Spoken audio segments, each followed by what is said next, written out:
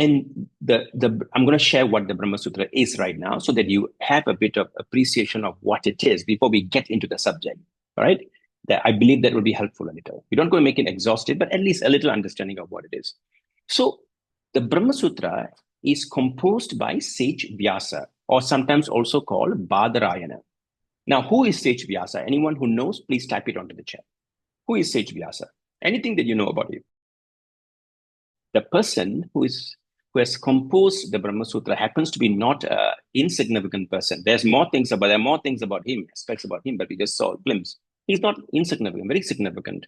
So a person who has compiled the Vedas, we'll talk about the Vedas later, but we know for now that Vedas are the most authoritative scripture in the Vedantic tradition as well. All right, so it's considered to be the most authoritative because it reveals the knowledge about what we are talking about, liberation. So Sage Vyasa, who compiled the Vedas, also wrote Brahma Sutra. So you know the value of the Brahma Sutra. That means the mind that compiled the whole Veda is the same mind that composed the Brahma Sutra. So you know what it means, right? The weight of Brahma Sutra. Next, the Brahma Sutra contains 555 sutras. The word sutra, I'm going to talk about later, but for now you can use the term verse. Okay, it's a verses maybe. Okay, 555 sutras divided into 4 big chapters. All right, this is how it is. But there are also other variants. There are different versions, different recensions, as they would call it, right? Of Brahma. Sometimes the verses could be a little short, lesser. There are some that is less than 555, some of them slightly more, but is not very significantly more or significantly less. All right. So, but the earliest version that we have has 555 verses in it, divided into 4 chapters. Now imagine there are 555, but we are studying only the first 4. And that too, I'm saying we're going to study for a few weeks. So when Deva mentioned that he wanted to understand the Brahma Sutra, if 4 aphorisms will take a few weeks, 555 verses would take, you can do the math, okay? It would take a very long time to cover this. But I'll share with you why I chose the 4, okay? There's a reason for it, okay? And I'll tell you why it's sufficient for us, at least for us, for the time being. Now, it is a logical treatise. Now, I want to mention the keyword logical. That means in Sanskrit, it is called Nyaya Prasthana. The word Nyaya means logical or rational because it's a very logical text. So that means the way the sutras are written is very logical, and it needs it to unpack it, to understand it. Also, it's a logical enterprise for us. And this logical approach is for 4 important reasons that I'd like to share.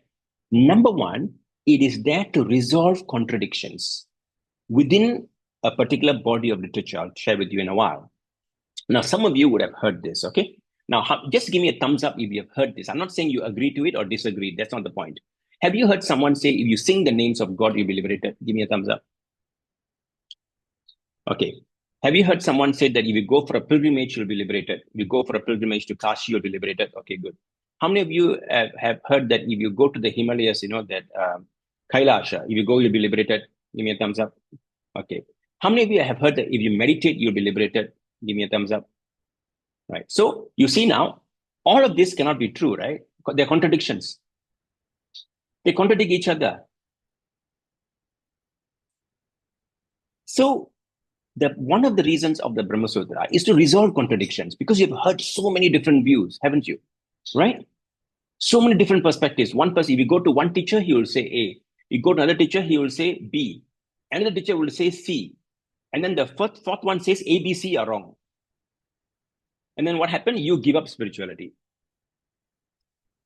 Right? You give up this whole enterprise.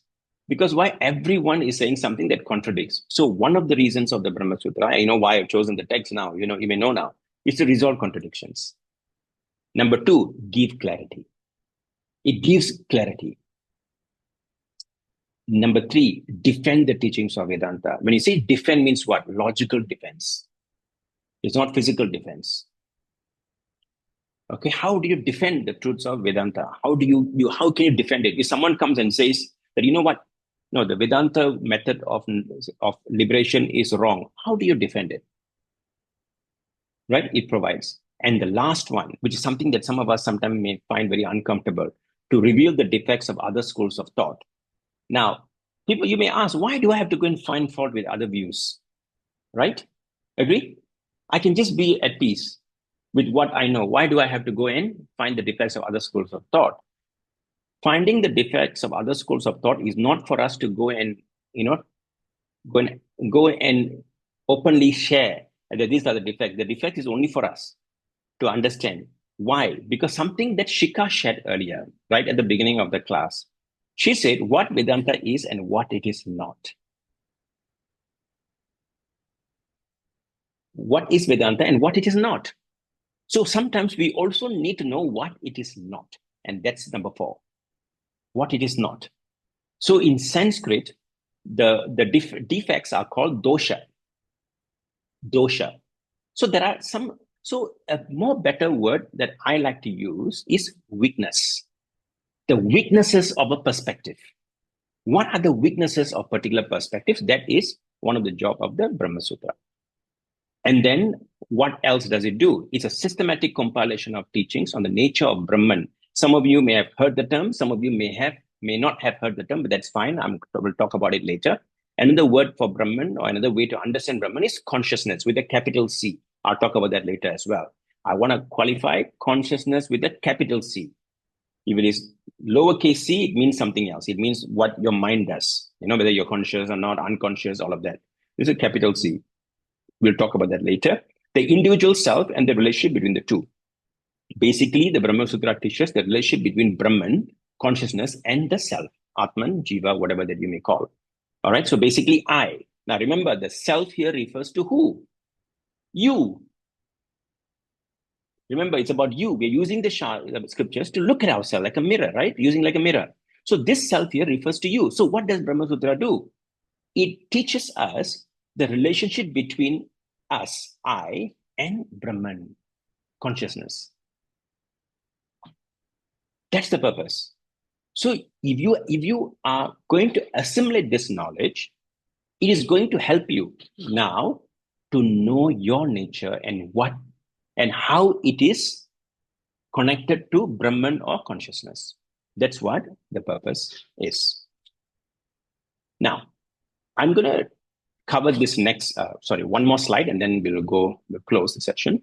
Now, Shankara, Shankara is a very famous teacher, sometimes also called Adi Shankara.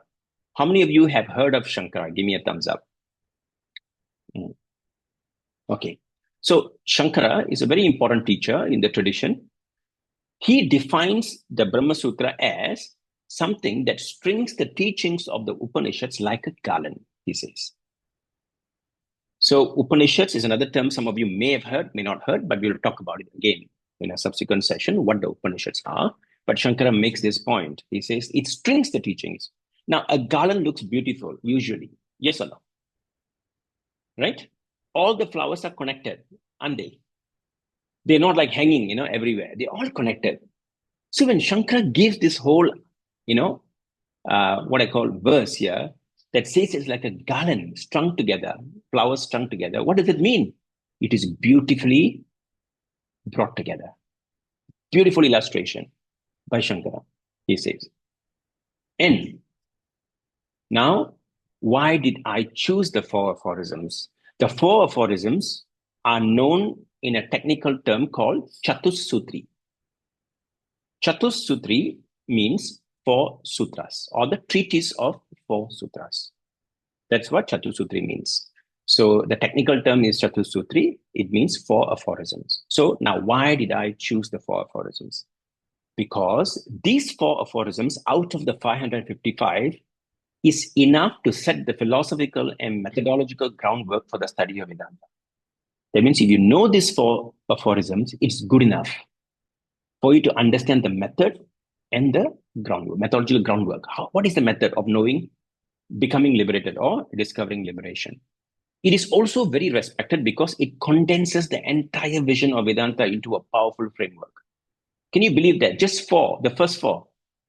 So that you can even find in the internet books that are just about the first 4 aphorisms only. And you can even Google the term Chatussutri, you'll encounter it. It is enough. So if you want to master something from the Brahma Sutra, the first 4. I'm not saying you should not study the others. I'm saying if you want to master, prioritize the first four. And the last reason why I chose is that it captures the core principles of Vedanta and set the stage for all subsequent inquiry into the nature of the self and reality. Now, the key word for me is subsequent. So if suppose you have the master key for all locks, isn't that better than having just one key for one lock? Correct? So this means that if you understand the core principles from these four aphorisms, you have the master key. With this master key, now you can unlock any lock. Now, is that desirable? Yes or no? Right? So that's the purpose why we have gathered. In the next few weeks, we are going to uncover, right, the four aphorisms, so that we all can take the master key to unlock all the different locks. But I'm telling you, these are not external locks. Why are we studying this? Let's not be distracted. Why are we studying this? This particular master key is within us, and the locks are also within us. But through the four aphorisms, we learn that skill, right? That allows us to unlock.